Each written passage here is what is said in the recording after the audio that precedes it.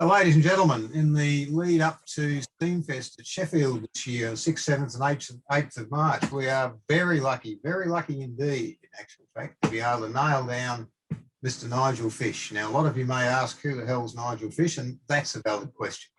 So what I might do is introduce Nigel, who you can see grinning there in the bottom of the screen. And so, Nigel, tell us a little bit about yourself, what you do and where you're from. Oh, I'm a tool and die maker by trade, or fitter and turner, really, and steam engine enthusiast. I started dabbling in model engineering, thinking I'd never come across an engine to do up at sensible sort of money.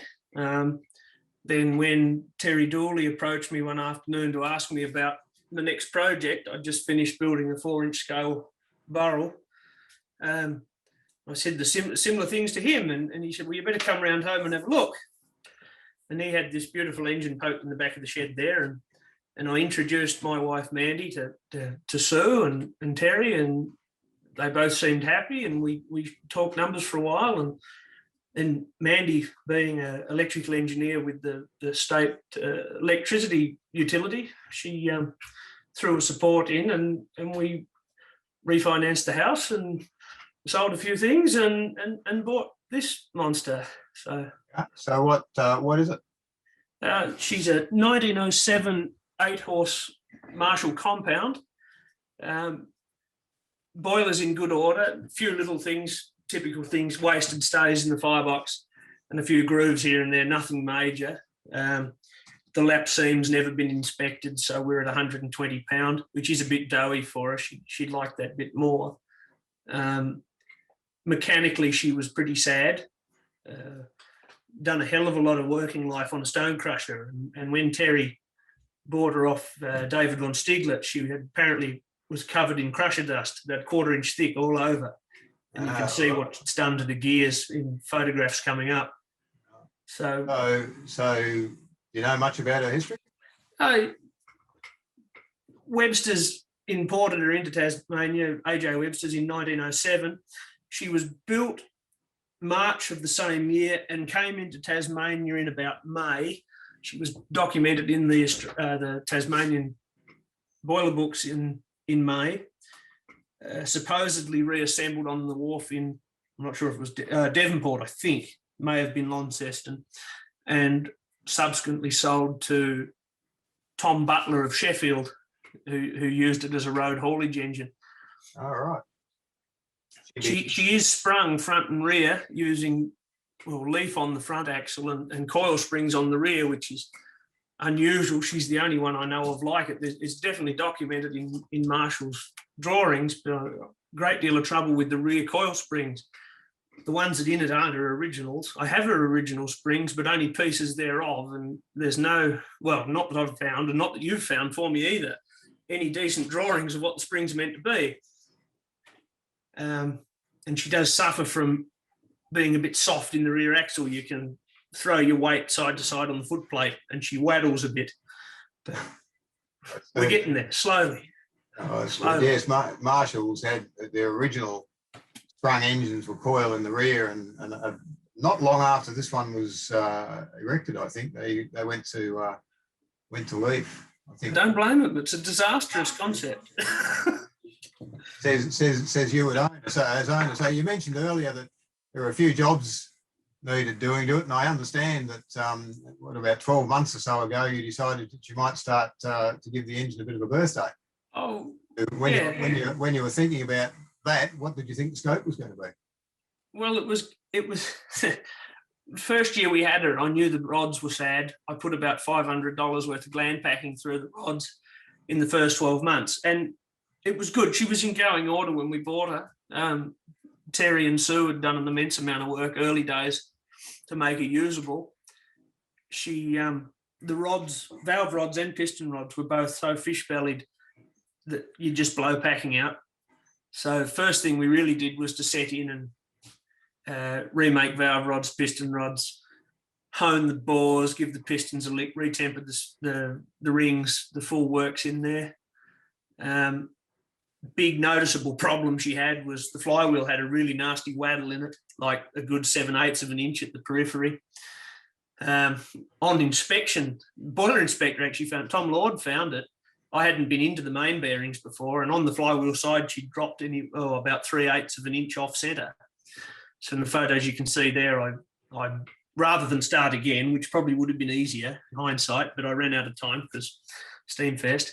I bored the old castings out and sleeved them in bronze. But the crankshaft's been remachined all over, flywheel bored, new set of change gears on the crank, new set of change gears on the second shaft. I lengthened top gear by 25%, which sounds like a lot, but really when she's only designed to do 3 mile an hour, you only bump her up to 4 mile an hour. But they balanced the crank at the same time. So you balance the crank there. Have you found it makes much of a difference? Well, she doesn't bob backwards and forwards anymore. It doesn't look as romantic as it did thundering round. Feels safer. Okay. What did you do? How did you decide on what the weights needed to be? Well, I had to talk to Eric Howe, and I'm sure a lot of you know Eric or have heard of Eric. He balanced his 7-horse compound, and I cornered him at Sheffield one day and said to him about it. And he got this big grin across his face. And he said, just get as much metal in there as you can. You won't balance her. But hindsight, I think it was about 104 kilos in on both webs. Oh, overall, sorry.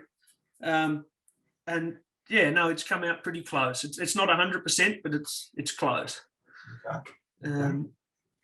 But yeah, so remachined. Mark had a philosophy that as espoused by the late Major Henry Marshall. He said, we never balanced them. You can't balance a reciprocating motion with a rotary one, so we never bothered.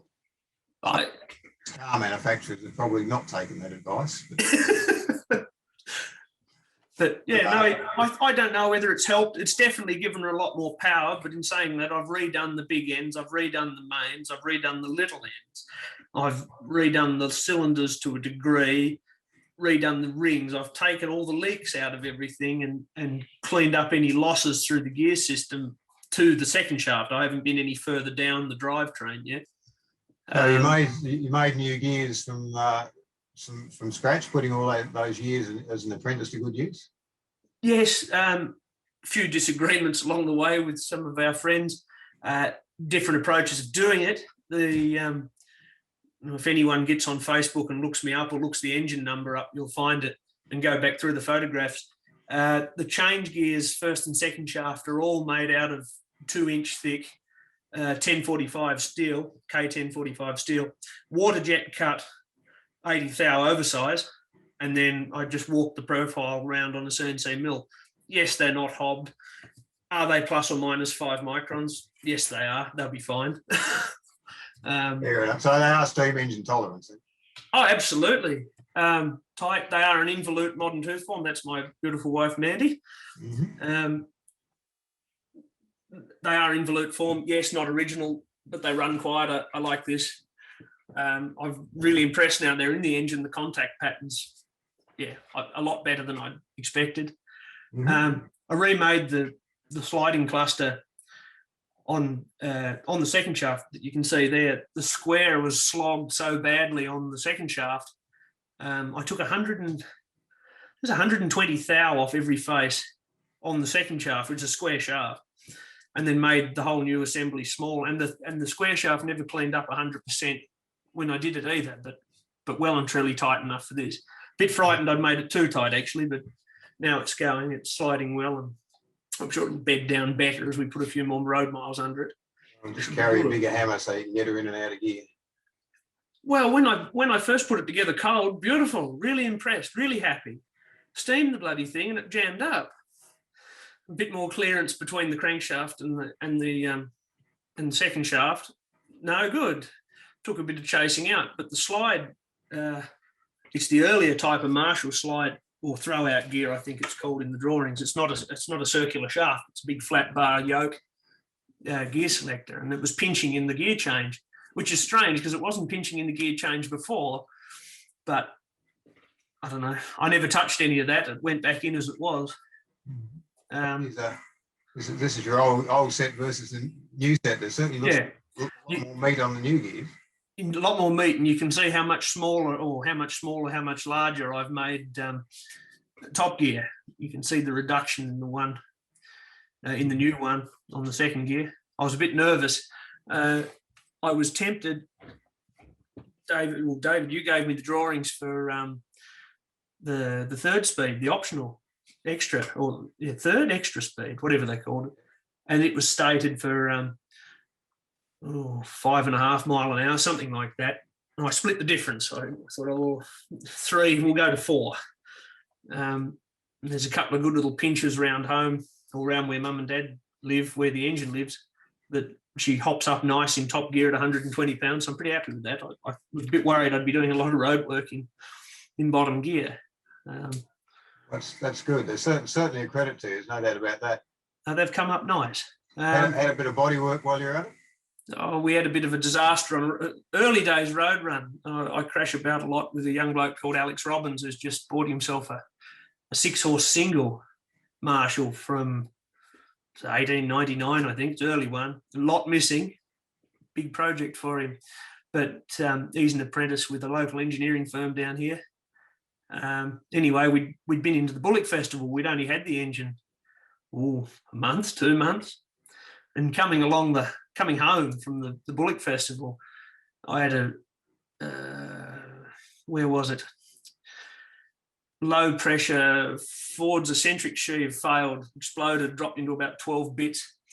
And in the subsequent banging and pulling up to a sudden stop, great big patches of rust fell out of the bottom of the tender and we lost all the water. So first big job before rebuilding the engine first time was new tender floor. Luckily, she was in pretty good nick round the rivet heads, and I could sneak a new plate in between. Alex will tell you a good story if you ever corner him on it. He set me alight and punched me in the face with a 12-inch spanner that day. Good to have mates like that. No, good time, good fun. She's coming up well. Another problem we found. So while you had it apart, tell me about this. Well, it wasn't while we had it apart. It was luck that we found it. This engine rebuild that I started 12 months ago was going to be crankshaft. I wasn't going to do anything else. And then COVID struck and I thought, oh, bugger it, we'll keep going. We've got time, nowhere to be, no events to go to. So we painted one side of the engine and she's in a shed up against a wall. And rather than try and work between the wall, I turned the engine around with the tractor and started cleaning the paint off in behind the wheel. And I thought, Christ, this would be easier if we didn't have the wheel in the way. So we lifted the wheel off. And we found this. Now, I knew the drive flange was broken. When I bought the engine from Sue and Terry, they gave me a piece of the drive flange and went, this is broken. What I didn't realise was how badly broken it was. When we got in there and started to inspect, if you look in at about 4 o'clock around the actual 5 o'clock area, you can see a big crack that runs through into the keyway. And then at about 120 degrees out of sight in that photograph is another big crack. And that whole drive flange is hanging on in about, 3 places down to a 16th of an inch. So we thought, we better do that.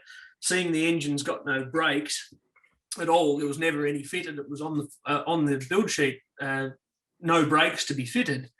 That thought all the drive goes out through that pin. Yeah, all the braking goes out through that pin. I had visions of me upside down the Midlands Highway in Tasmania because that flange had let go, and I thought, no, I can't leave that now I know about it. So I set out and built a new one. I see. Also, there's been some damage to the winding drum. I assume when it's happened, they've had a colossal break, and the winch drums failed as well. It was a shame. I wanted to reuse the winch drum. It's got this beautiful blacksmith repair. Half of it's chopped off in that photo. It's a beautiful big flanged piece. I don't know what they've cut it out of, or I assume it's been something else that the blacksmith's taken to. And you can see up the right side of that photograph, there's 3 tabs, which has got another piece of something else, and it's all riveted together. It's beautiful. And the other bit in that photograph, the back side of the winch drum, is actually plated and riveted up on a doubling plate as well. So she's had a colossal break. Well, even the flange around the front, there should be a lip from where the pin catch is. That lip should run all the way around. I'm pointing at the photograph, realising you can't see what I'm pointing at. I don't know how you explain it. There should be a lip that runs the right way around that covers the drive flange. And I ummed and ahed about it for a while. And I thought, oh, well, if I'm doing the drive flange, I do have intentions of playing in the bush and dragging a few logs and doing a bit of winch work. I should do the drum as well. So you decided to make a new drive flange for it? Yeah, so I set out for a new drive flange. It took a while to find a piece of steel big enough. It was a 520 mil diameter billet of 1045 steel. I've got a thing for 1045 steel. It machines beautifully. It's reasonably cheap. A solid billet. I couldn't find a piece of hollow bar sensible enough. I think the shipping weight was 500. Hey? Machined the whole thing out of solid. I had a solid. I think the original shipping weight was 520 kilos. I think 20 kilos of that, though, was the bore of the winch drum. And finished up that piece you're looking at now, the drive flange was 95 kilos, something there. So best part of 400 kilos of swarf. Yeah, the scrap man had a field day. Good little exercise, nothing complicated about making it. The 21-inch swing maxon I used for the job was ever so slightly small, and a big part of it was done at back to front with a boring bar until I could get the saddle under the job. But a few Friday evenings and a couple of cartons of beer, it come up all right. So you decided to retire the old winch drum as well? Yeah, thought better of it. Figured while we're going, we might as well do it all in one hit. With any luck, I never have to have it off again. The only time that'll come, well, actually, it won't come off. If I have to pull the axle out, it can stay there. It came up quite nice. We had a bit of trouble. Hindsight, the axle should have been taken out and given a birthday as well. It was a bit sad. Where the old drive flange had obviously been moving, it was a bit flogged. I spent a couple of days with files and grinders and things and got it sort of back round. Anyway, I ran over it with a micrometer and sort of went, yeah, that diameter, that'll do. The first time we had to go. You used the term traction engine micrometer in the same sentence? Plus or minus a 1/16 of an inch, so you keep telling me. Okay. That's okay then, that's all right. The first time we had to go, it was a bit tight, and I was still on Christmas holidays, so I sent Alex away on the first day back at work to skim another 10th hour or something out of the bore, and it came back still a bit tight, and we thought, bugger it, we'll have a go, we'll drive it on. Bash, bash, bash with the sledgehammer, stop. This could get interesting. Anyway, him and his brother and actually his whole family are all on the local SES up here, and it's a shame you haven't got a photograph of it. They came out with the Jaws of Life, and we pushed her on with 60-ton. Well, it was a 60-ton Jaws of Life. I'm sure we didn't use all of it to put it on, but it's on there now. It's not coming off. As you said, yeah, it won't be coming off. It's not coming off that way. The axle can come out of the cannon casting. Keys went in the same way. They were tapered keys. They weren't tapered keys when they went back in, but because I never cut tapered keyways in the drive flange, but they're a good tight fit. They won't move. I got no fear of that. And a few other repairs. This is Fish's patent fire bars. No, it's not a Fish patent fire bar. I don't know who had the original idea. Tom Lord put me onto this originally, and Lee Burrell's running it in his Fowler down here. Forgotten the year, 1880 Fowler, very successfully. And I'd ummed and ahed about it, and I thought, no, it's a bit gimmicky. I don't like it. They'll buckle. They'll carry on. Last fortnight ago, Saturday, I had a bit of trouble. I took the engine for its first major romp out on the road to try and shake it to bits, and I did. Steaming along beautifully, and suddenly we started to lose a lot of pressure fast. I thought I'd blown a tube or something, how quick the pressure was dropping away, but there was no noise, no big fluffy clouds. So I got her off the road and poked my head in the firebox, and sure enough, all the fire bars had fallen into the ash pan, and she's sucking a big gut full of cold air. So we shut the damper up and tippy-toed home and left it for a week. It was too hot to do anything with, and the following morning it was too hot to get up in the firebox. I thought, bugger it, I'll do it next weekend. So Saturday just gone, climbed up dropped the ash pan off, raked all the ash out, and climbed up into the firebox. The bars in are a bit of a mix, not anything I'd ever really paid attention to. I knew they weren't a set. There's two good corner bars in and a few odds and sods of other coal burning bars, but there's about 4 coal burning bars short, pardon me. And she got one big wood burning bar up the middle, which I've always hated because it was a bit tight to get in and weighs like 95 kilos. And on an 8-horse Marshall, the firebox is every bit of 600 mil off the ground. And laying on your back, trying to muscle that up in on your own is awkward. So I thought, stuff it, I'll make one of these wood burning bars out of a couple of old star pickets we had laying around. And so far, very impressed. I thought they'd buckle and burn out pretty quick, and I'm sure they will burn out fairly fast. But as far as buckling up, the V upwards is filled with ash, and I think must be insulating them to a degree. We'll see what they do, but they're very nice to put in. There's only 2 or 3 kilos there. You can put them in with one hand. Lovely thing. Very good. Here we are back together. You haven't got the canopy on her, I noticed. No canopy, and the copper top's not on there either, but you can see my little funny portion of chimney. I can't remember who I saw it on. One of the Facebook pages, it might have been Leaky Finders, or one of the UK crowds was redoing chimneys in stainless. And I thought, well, that's a good idea. I'll do that. I'll never have to touch it again. And they'd made a bayonet type fitting for the top 6 inches of chimney. So their copper cap riveted on that. And if you want to get it off, you twist it, quarter of a turn, lift it out. And you get down on the grass and polish it rather than stand up a rickety old step ladder. I thought, I like that. I'll do that. So I've done that. The top's not on it there, of course. And the canopy's not on it, mainly because there's a couple of rotten boards in it. And I figure it's easier to do that in the shed than it is anywhere else. But it's also really nice to climb all over a new engine to fettle it and play with it without the canopy being in the way. So I basically ran out of time. The other thing I'd like to do, if I get a chance to do it, is all the early photographs I've got of the engine, and there's one good piece in the foreground of that photograph, the front canopy stay on this side.